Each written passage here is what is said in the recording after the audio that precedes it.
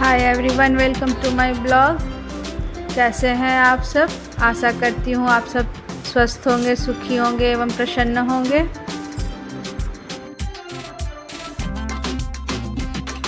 तो चलिए शुरू करते हैं आज का ब्लॉग।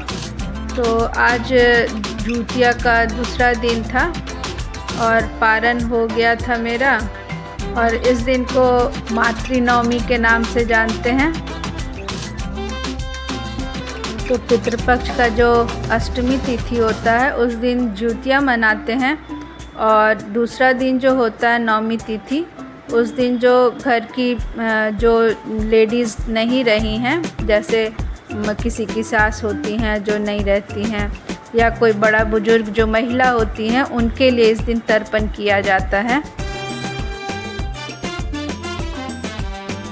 तो आज के दिन भी जो बनाते हैं खाना, जैसे कढ़ी हुआ और दही बड़ा हुआ, तो वो सब आज भी बनाना था और गौग्रास निकालना था। वैसे तो पितृपक्ष में 15 दिन निकाला जाता है गौग्रास, और ये जो गौग्रास होता है ना, वो अगर आप डेली निकालें, पितृपक्ष हो या ना हो, सालों भर निकालें, तो ये बहुत अच्छा होता है। तो पितृदोष नहीं उत्पन्न होता है वहाँ, और हमारे पितरों का आशीर्वाद जो होता है वो बना रहता है हमारे परिवार पे, इसलिए सालों भर गौग्रास निकालना चाहिए।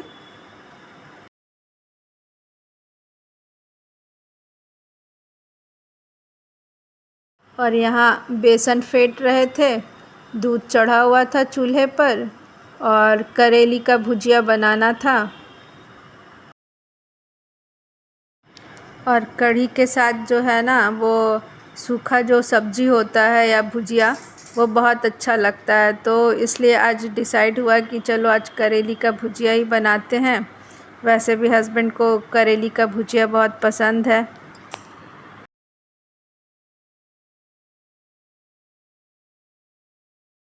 तो करेली का जो भुजिया बनाते हैं तो उसमें प्याज बाद में डाला जाता है। पहले करेली डाल के और उसको थोड़ा फ्राई कर लीजिए, और जब थोड़ा पक जाएगा करेली, उसके बाद प्याज डालना चाहिए। तो उससे ये होता है ना कि जो करेली में जो कड़वाहट रहता है वो नहीं आता है, और प्याज थोड़ा ज़्यादा डालने से प्याज का जो मिठास रहता है उसकी वजह से उसमें कड़वाहट नहीं आता है।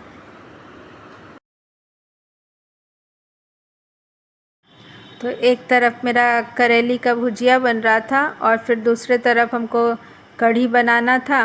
तो दूसरे तरफ भी कढ़ाई चढ़ा दिए थे और कढ़ी बनाना था, लेकिन पहले सोचे कि जो दही बड़े का जो बड़ा होता है वो निकाल ले बना के। तो फिर दही बड़ा का वो बड़ा डाल दिए थे बनने के लिए, और जब दही बड़े का बड़ा निकल गया उसके बाद फिर कढ़ी का जो पकौड़ी होता है वो डाल के बना लिए थे। और उसके बाद वही बेसन का जो होता है अच्छे से फेंट के और सारा मसाला डाल के, तो फिर उसको दही में फेंट करके अच्छे से फिर कढ़ी बन गया था मेरा। तो काफ़ी जल्दी काम हो गया था। 11:30 बजते बजते नाश्ता और खाना सब रेडी हो गया था।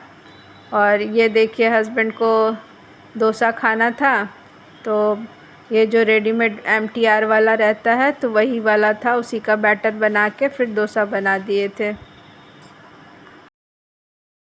डोसा के साथ चने दाल की चटनी बनाए थे। तो चने दाल का चटनी जो बनता है ना, तो उसमें लहसुन और हरा मिर्चा और नमक, बस उसी से बना था। और दाल को बस थोड़ा सा फ्राई करके, मैंने हल्का बिना तेल वेल डाले ही भून के और थोड़े देर पानी में फुलाना रहता है, फिर उसको मिक्सी में पीस लीजिए। और ये देखिए कढ़ी का जो फ़ोरन होता है, तड़का, वो डाल रहे थे। तो आज जो कढ़ी था वो उसमें प्याज, लहसुन और पंचफोरन, तेज़पत्ता और सूखा लाल मिर्च डाल के फ़ोरन डाले थे। हम लोग फ़ोरन ही बोलते हैं, तड़का को फ़ोरन हमारे यहाँ बोला जाता है। तो जब प्याज और लहसुन है वो लाल हो जाएगा, थोड़ा गोल्डन कलर में आ जाएगा, तो उसमें फिर हम लोग बेसन और दही का घोल डालेंगे और अच्छे से पकने देंगे। और जब अच्छे से पक जाएगा, 3-4 उबाल आ जाएगा, तो फिर पकौड़ी डाल देंगे। और ये देखिए उड़द बचा हुआ है, तो अब इसमें और चावल और उड़द डाल के फूलने डाल देंगे, तो कल इडली या डोसा कुछ भी बन जाएगा। और फिर हमको चावल बनाना था, तो वही चावल चुनने बैठ गए थे। और हमारे यहाँ चावल जो है वो लोकल शॉप से ही आता है, तो इस वजह से थोड़ा गंदा रहता है। तो चावल हर बार इतना गंदा नहीं रहता है, इस बार पता नहीं क्यों चावल कुछ अच्छा नहीं आया है। धान और छोटा छोटा कंकड़ जैसे इस चावल में है, इस वजह से चुनना पड़ता है इसको। और फिर इसके बाद हमको ये लौकी का खीर बनाना था, तो फिर उसकी तैयारी में लग गए थे। तो लौकी का खीर बनाने के लिए पहले लौकी को अच्छे से छील करके धो लेंगे पानी से, और उसके बाद उसको ग्रेट कर लेंगे। तो ग्रेट हो जाने के बाद उसको एक कढ़ाई में घी लेंगे और घी में उसको अच्छे से भून लेंगे।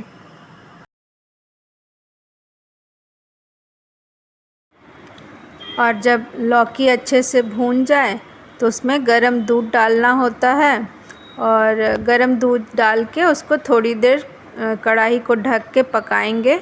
और जब अच्छे से पक जाएगा, लौकी कच्चा नहीं रहेगा, चेक कर लेना चाहिए एक बार, तो उसके बाद चीनी डालना होता है। तो चीनी डालने के बाद उसमें इलायची पाउडर या खड़ा इलायची आपको जैसे पसंद हो आप डाल सकते हैं।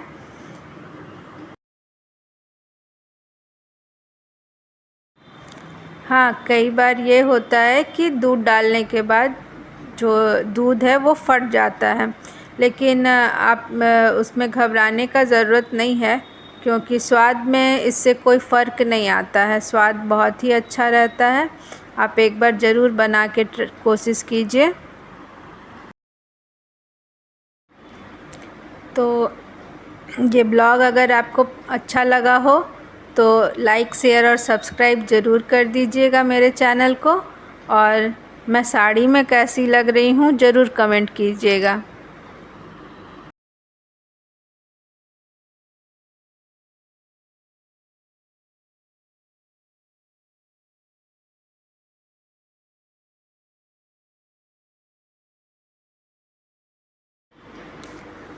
तो फिर मिलते हैं अगले ब्लॉग में, तब तक के लिए बाय बाय।